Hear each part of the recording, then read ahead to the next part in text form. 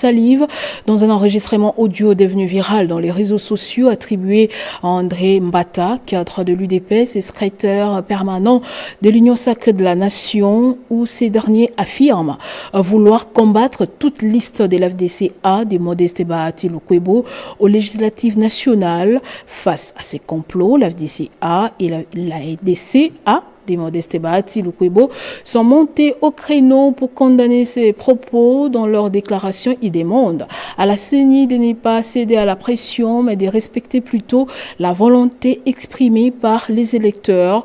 La déclaration a été lue par Guy Richard Malongo, secrétaire général de l'FDC. C'est avec indignation et stupéfaction que l'opinion nationale et internationale a auditionné un échange entre le candidat député national de l'FDCA et M. André Mbata, aussi candidat député national de l'UDPS, dans la circonscription électorale de Dimbelenge au Kasaï central.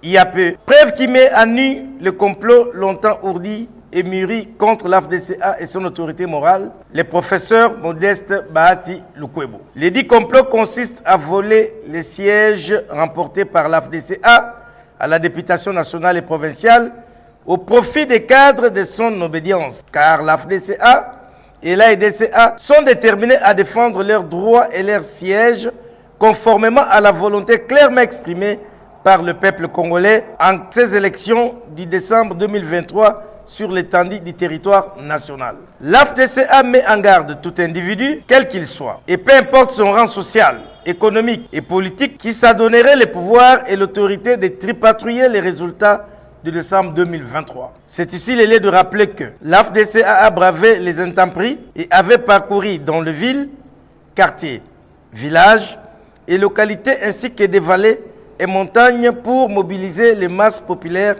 envie d'adhérer à son programme politique et à la vision du chef de l'État, son Excellence Félix Antoine Tshisekedi Tshilombo. Plus rien ne sera comme avant. Aucun membre ni cadre de nos deux regroupements ne se laissera rouler par aucune organisation politique et sociale.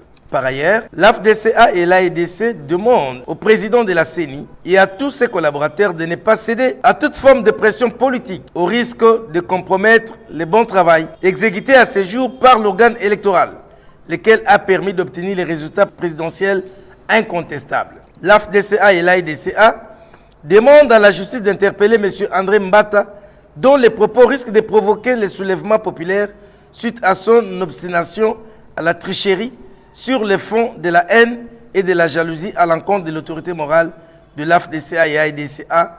Nous avons cité le professeur Modeste Bahati Lukwebo.